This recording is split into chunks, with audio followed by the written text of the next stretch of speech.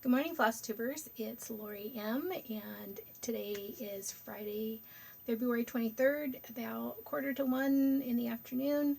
And welcome back to my channel. This is my second video. I'm really happy to be here. I'm happy that you're here as well and that you're watching. Today we're going to talk about some of my whips. I don't have any finishes. I did have some questions on, or some comments on my last video about the vintage sewing machines, and that some folks wanted to see those. So I'll show just a couple of those, and we'll talk about some haul and maybe a giveaway. So let's get started. The work in progress that I'm going to show today is the Baby It's Cold Outside. I've really kind of been stitching on only this. But I think I've got quite a bit done, granted the time that I have to stitch on it. So I'm really close. I was moving right along on the red and I ran out of it. I also ran out of the brown, so I have those on order from 123 Stitch. And I'm hoping to get this finished probably before the next video, and I'm super excited to get that done. It's turning out really cute. And again, this is the heartstring samplery that many folks are doing. The other work in progress that I'd like to share is something I didn't share last time, but it's something I want to get done. It's not necessarily a cross stitch project. It's a sewing / embroidery project. It's a set of bags. There's 3 bags. I'll start out with the smallest one. It's not finished. It's not finished because I want to embroider on the outside, but this is the small bag. These are made from a pre-printed interfacing from a company called Quilt Smart, and this is called a mini bag. And the mini bag, the middle-sized one called a mini bag, this one's actually finished. Some of you may have done these. They're very popular. They've been around for a long time, and they're fully lined.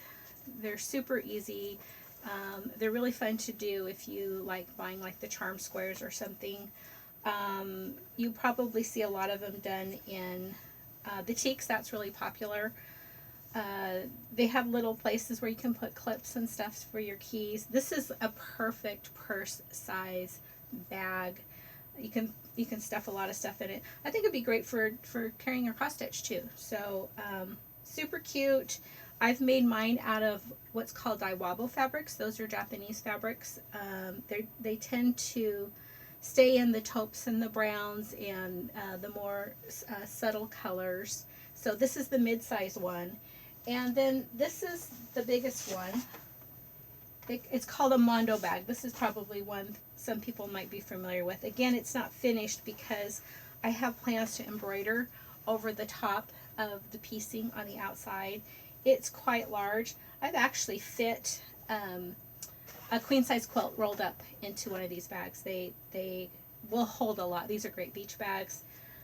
Again, super fun to make. This is something like what I'm going to embroider on the outside of these. I have several different, here, let me do this, several different patterns that I've been looking at. This is really cute. I think this is called cow slip. I'm not sure. But that sort of thing. And I'll probably do those in let me see, where to go. Some Baldani. I think I have them in here.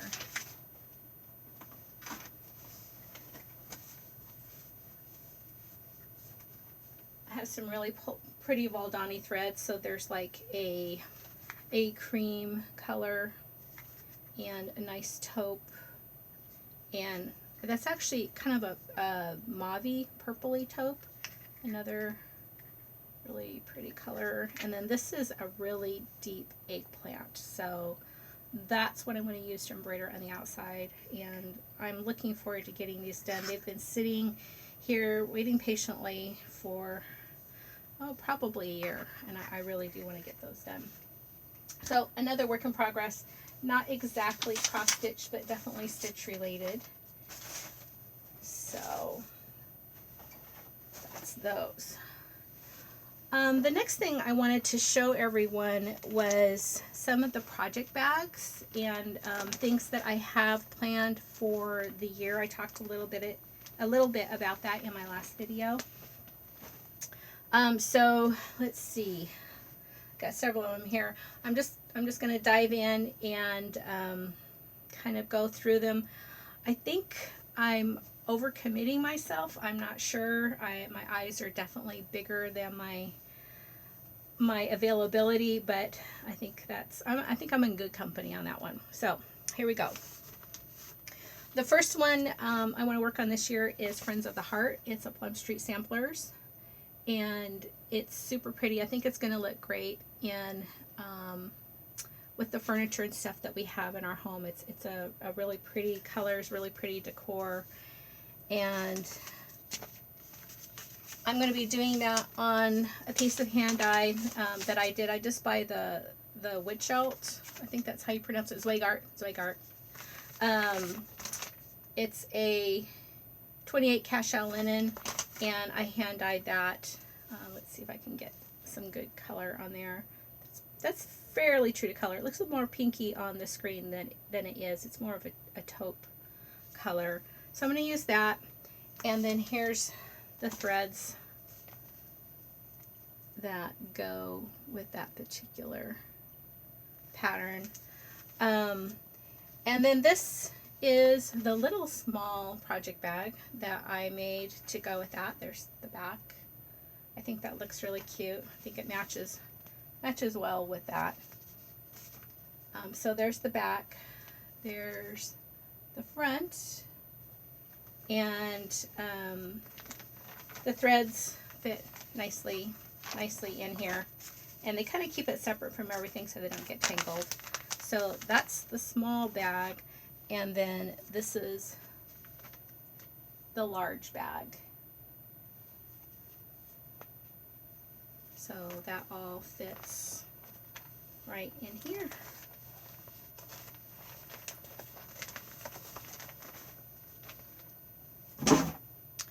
The next one I hope to work on later this year, probably will start in the hottest months of the year when I'm really looking forward to something cooler, is Away We Ride by Blackbird Designs. This was one of the patterns that kind of drew me to cross stitching.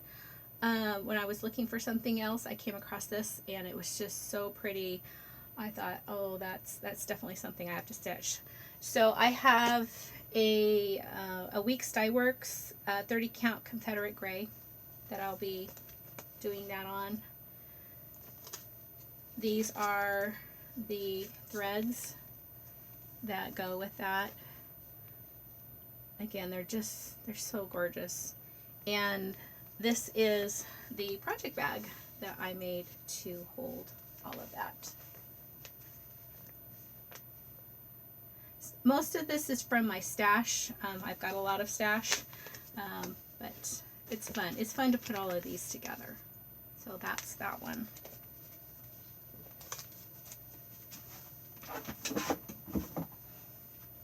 The next one I have up, I actually went searching for fabric to go with this one. I saw this, I think Priscilla had one in, I just loved it. It's the Nest. Let's see what it's called. Where Hearts Rest. It's by Brenda Gervais. So I hope to work on that this year. I have, I think it's the called for. No, it is not the called for. I have a 28 count Ren Cashel that I'll be stitching that on. And here are the threads that go with that. These are the called for colors. It called for Valdani. It was the first time, I actually didn't know Valdani did cross stitch thread, because I've only used their pearl cottons, but it was really cool to see that. So I'm excited to work on that. I actually found a needle minder that went with my project bag. So here's the project bag I made. It has birds, and I think this is called Bittersweet. It has birds and bittersweet on it. This is the back. So the needle minder goes nicely with that. I found that at Heaven and Earth Designs. And I also have a little thread project bag to go with that one as well.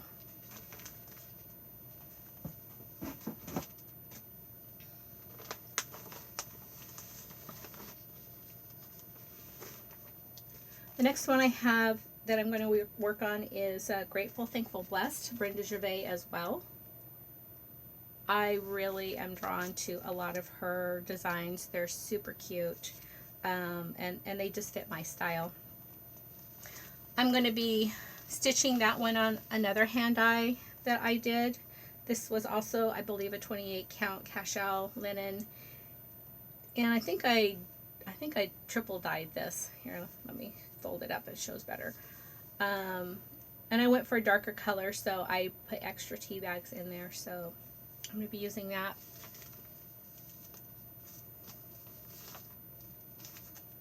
These are all of the call for threads. So there's the classic colorworks, and then I'm kind of mixing that with the DMC. I looked a long time and I tried a couple of different things to store the DMC, and the one that I found that I like the best is these little, I think they're called bow floss holders. I'm not sure. They have a little place to put your number. They just kind of snap into your floss. They lay flat. I like that part. The only thing that I think that I would have liked that they had was a place that you could hang them from, but I think you could probably clip that little thing onto, you could snap it onto a holder. But these are all of the called for flosses and that. The project bag that I made for that, I have a small one for the flosses, because it's to me Thanksgiving related. I have this really cute Thanksgiving fabric and a nice brown. So there's the small floss holder one, and here's the big one that holds everything. And it's, interestingly enough, it had the same saying: thankful, grateful, blessed. So that's that project bag.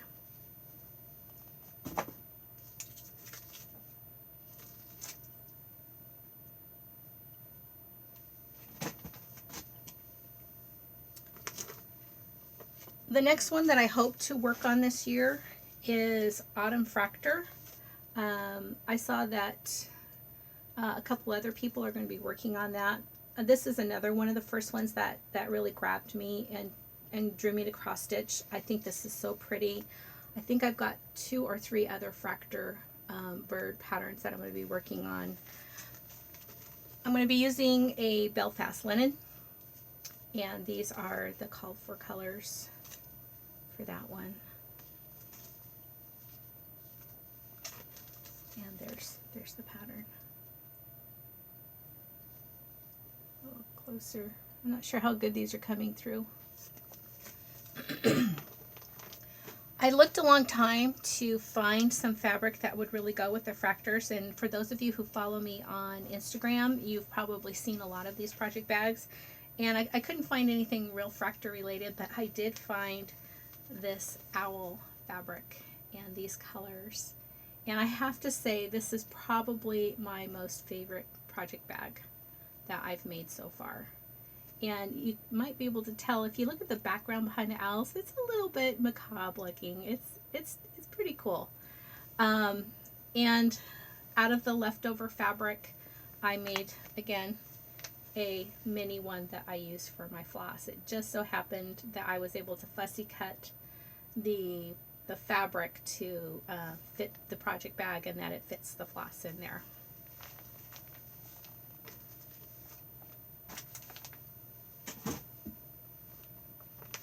Another one that you might have seen if you follow my Instagram is a project bag that I finished recently. I got a little carried away with it. I have some bling that I put on it and some trim that I used.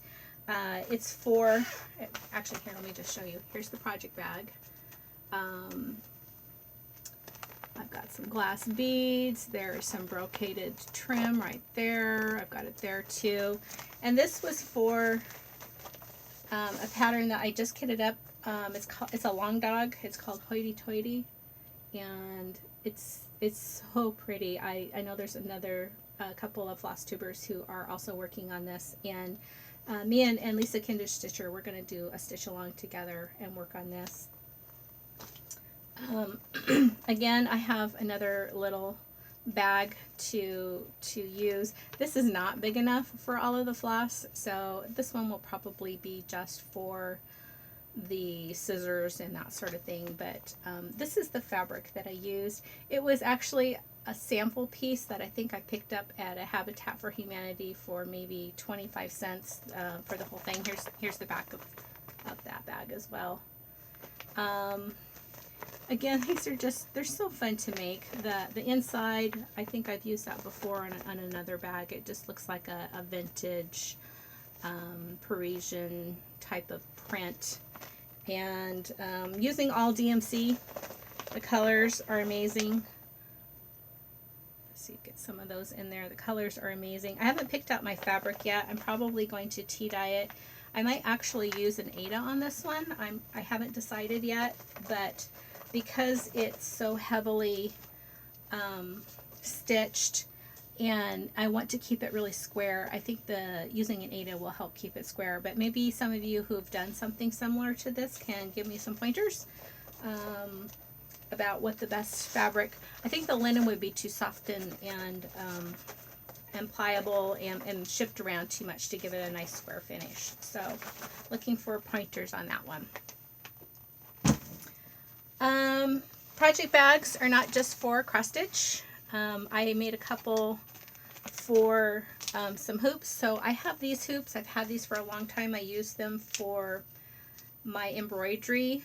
These go together where they have a little, their stand. I don't remember the name of the makers, but they have these things. They fit inside and they make kind of like a lap stand that you can sit on your lap. It's really useful for embroidery. I think I mentioned before, I probably won't use these for cross stitch. I'm afraid that it would distort the fabric. But I made a nice big project bag to kind of store all of that in.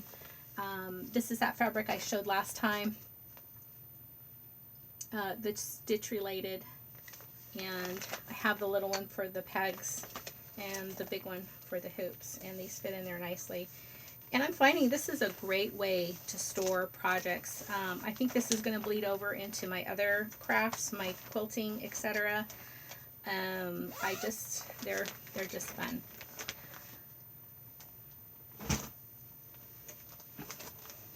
I have a few things that I haven't quite put together yet that I am planning on working on. I did just get my little red barn from Farmhouse Christmas series and all of the stuff that comes with it. It's super cute. I don't know if you guys have seen these yet.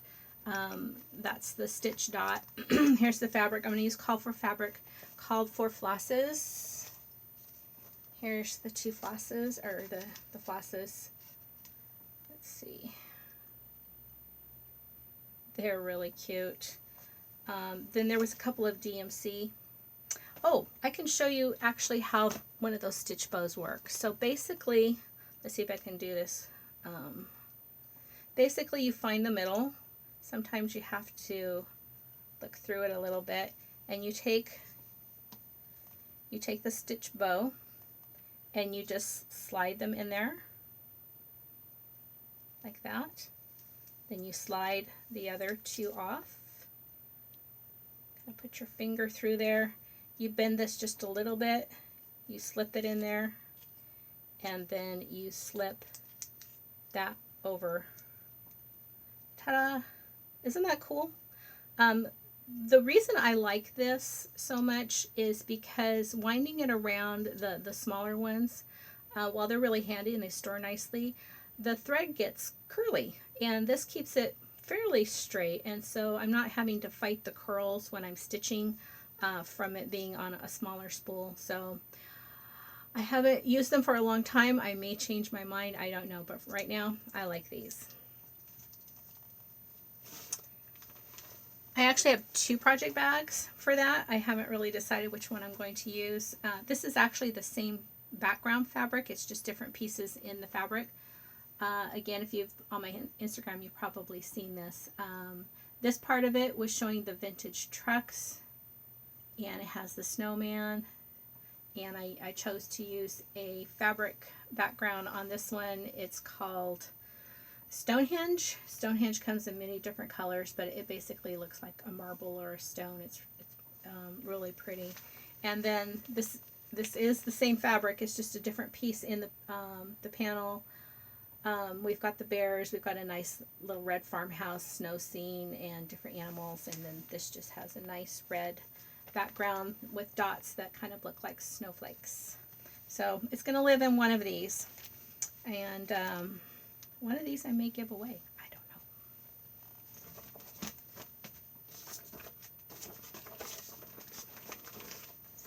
The last thing, sorry about all of this back and forth. The last thing that I'm going to work on this year is one that I saw a couple people. I think the gal from England, Hedgerow Stitcher, and I think that Nicole's Needleworks. I think they both did that, and it's the Needleworker. And this is Little House Needleworks. I haven't decided which fabric I'm going to use. I bought an exemplar, which I think is really pretty. I think this is just the regular vintage exemplar. But I also did a hand dye where I took, I'm not sure what this is. I'll look later. I'll put it down below. But this was basically just a piece of 28 count linen that I bought that was, I think, the mushroom color. It might have been darker. And I did over dye this again with coffee and tea because I was really trying to get something on top of it. I'm not sure if you can see the model look, but it did come out pretty. So it's going to be one or the other of these. These are the called for colors. I think they'll look pretty on either one. I'm not sure which one. Let's see if I can get the light right. I'm not sure which one they're going to look the best on. Maybe you guys can give me your opinion. And I don't have a project bag made for that yet, but this is the fabric that project bag's going to be made out of. So that's my plans for the year. Quite a bit. I do have one more project bag to show. This one right now is what's holding all of my loose floss, mostly DMC, but there's a few extras in there. I don't typically buy the fancy floss unless I'm getting ready to kit up a pattern. These were some that were so pretty that when I saw them at the store, kind of like how I buy fabric, it's like, oh, that's pretty. I have no idea what I'm going to use it for, but I'm going to buy it anyway. So I have a few extra fancy flosses, but mostly DMC. Okay, so we did the whips, we did the project bag and project parade. I don't have any finishes. As I said, I just worked on the heartstring samplery. But I am going to talk about, there was a couple of ladies who commented on my video, my last video, who said they would really like to see some of my vintage sewing machines. So I thought I would start out with a couple, and I might make it a segment in my videos. I have a lot, so that means there will be a lot of videos. But I'm going to start with one called a Featherweight. So any of you who have been sewing, you probably have heard of a Featherweight. Featherweights are by Singer. They were made between 1933 and about 1969. They, for many years, I think up until about 64, they were only in the Singer black. And then they came out with something called a mint green, although it looks white. It depends on which one you got, how close to mint green it was and how close to white it was. And then they also had a tan one. So I'm just going to show you a couple. Let's see, get that over here. They come in these cute little cases. They don't weigh very much. That's the beauty of these. That's why they're called Featherweights. And this one, this one is about 1947. The model, I mean, the overall look of these little machines really did not change. There were subtle changes. There were changes in the face plates. There were changes in the decals that went around it. There were some changes in the design, but the overall look of these are about the same. I think, I'm not sure if I said, I think this one's from 1947. They're also known as 221s. There's another model that looks very similar to this called a 222, except it has a free arm that this part comes off. They weigh about 11 pounds, maybe just a little bit over 11 pounds. And that was the reason I first bought one, was so that I had something I could take to quilting retreats or something that's easy to carry around. My 2 production machines, they weigh somewhere between 25 and 30 plus pounds, and that's just too much to cart around along with all of your stuff. These are straight stitch only machines, but they will stitch through several layers of fabric. They will stitch through leather. They do have attachments. You can do zigzag attachments. They have attachments to do all sorts of stitches. They're very collectible. You'll probably see them on a lot of collector sites. There's some serious collectors that, you know, have 30 or 40 of these. I'm not that serious of a collector. I do have several. I bought one for my daughter, so she had something small to carry around. I bought one for my granddaughter for when she starts stitching on a sewing machine. And get that in there. The case is really handy. It has a nice place to snap in your presser foot. It has a place to put your oil can. It has a place for doodads. This one came with the original lubricant oil. I have a couple tubes of that. Stuff like this is also highly collectible. I just keep it because it comes with it. You don't necessarily use it on your machines. So this is one. I think I have 3 featherweights that are black. 2 of them I am in the process of cleaning up, and I'll probably resell those. And I have one that is from 1945. It's down here. It looks basically exactly the same as that one. That one, the first one that I bought, came with a story. And I had been looking for a featherweight, and I was watching on Craigslist, and I came across one that was for sale that was within my price range, because sometimes they get really crazy priced. And I went to go visit the lady. I was actually babysitting my brand new baby granddaughter at the time, and I took her with me. And so we went and visited, and she was just a lovely, lovely lady. And came in, and she wanted to make sure that I sewed on it, that I really liked it. And then she told me the story of the sewing machine. She said she was selling a lot of her stuff because she was downsizing from a 9-bedroom house to a small apartment that she lived in. And just, you know, kind of downsizing and getting rid of things. And she said she was the only person in 7 kids in her family that sewed. And so she inherited it from her mother. And she vividly remembered the day that her mother got that sewing machine. She said they were living in New York. They weren't very well off. Their father worked away from the city because times were really bad, and he couldn't find work close by. And he came home, and on Christmas Day, under the tree was the sewing machine for her mother. And she said her mother cried all day long. Through making Christmas dinner and everything, because she was so happy that she had gotten this sewing machine, you know, that her husband had given her, and she really, really cherished it. And the gal, whose name was Ruth, the lady I was talking to, or no, actually Ruth was the mother. She said that that her mother made all of their clothes on it. It was definitely a family treasure, and she had passed it down to her daughter. And her daughter was really excited to give it to someone who was going to use it, and you know, kind of understood what it meant to have something like that. So, and she really enjoyed playing with the granddaughter. So I walked away with it, not paying as much as she asked because she was so excited to have someone come visit her. I felt a little bad, but I truly treasure it. And I do name my machines. That's one of my quirks. I name my machines and I name my cars. And so that machine's named Ruthie in to honor the original owner of the machine. Okay, I need something to drink real quick. We'll do that. This is one of my prized coffee cups. It's from a pottery place in Sisters, Oregon. And today I have some sparkling mineral water in here. Alrighty, what do we have next?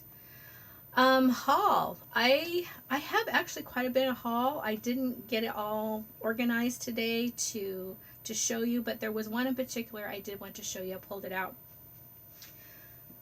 I know a couple of us have talked about, we have these unicorns, unicorns being something that we're seeking and is really hard to find, and we haven't found it yet, or they're too expensive or whatever. So I've had a couple of unicorns for maybe the last year or so, and one of them was this book right here. And this book is called Autumn Gatherings. It's by Lisa Kindred. The quilt blocks that I showed last time is one of her patterns. This has been out of print for quite a while, and when I saw a pattern in it from another quilter, I was like, oh, I really, really want to do that. And I went searching for the book. And at first I didn't find it. I actually had several sites that I belong to, quilt sites, that I put the call out for, and people all over the place were looking for it, and we couldn't find it. I did find one on eBay. I think they wanted $60, and I'm not going to pay $60 for a book that was originally, I don't know, maybe $19.99 or something.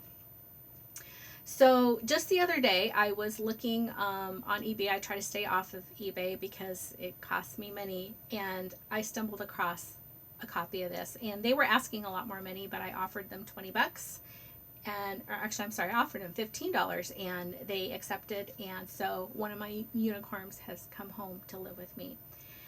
Interestingly enough, my other unicorn, which was a pattern, a Blackbird Designs pattern, the one pattern I was looking for when I came across Flosstube was called Thank You, Sarah Tobias. Again, I looked and looked and looked for that. A couple did come up on eBay, and I think they were in the range of $80 to $90. Not going to pay that for a cross stitch pattern or any pattern. And about 15 minutes after I found this, somebody put one up on Stash Unload for, I think, $20, and I hopped right on that and I bought that. So both of my unicorns are either here or coming home to me, and I am so excited. So I think that's all I have today. This is going to be a lot shorter than last week, but I did want to do a giveaway because, can you believe it? I already passed 500 subscribers, and I think that's a good mark to maybe acknowledge that and do a giveaway. And so what I'd like to do is, let's see, what am I going to give away? I know what I'm going to give away. Hold on.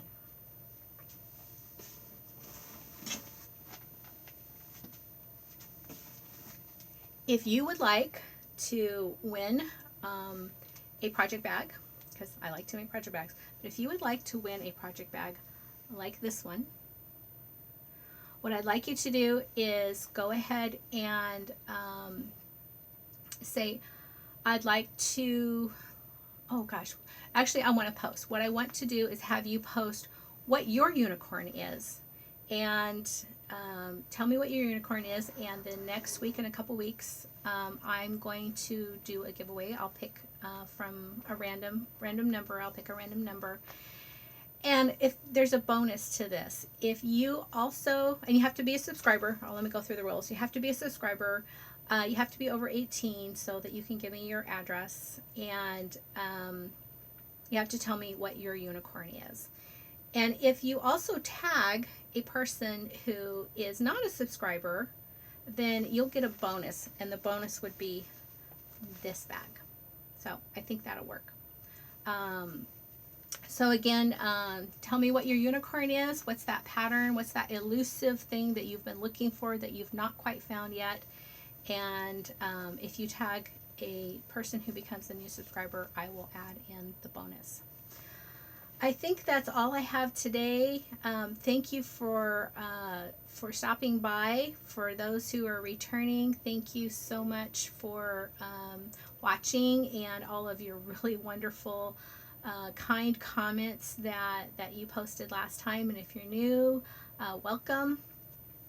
And that's all I have for today. So thanks so much.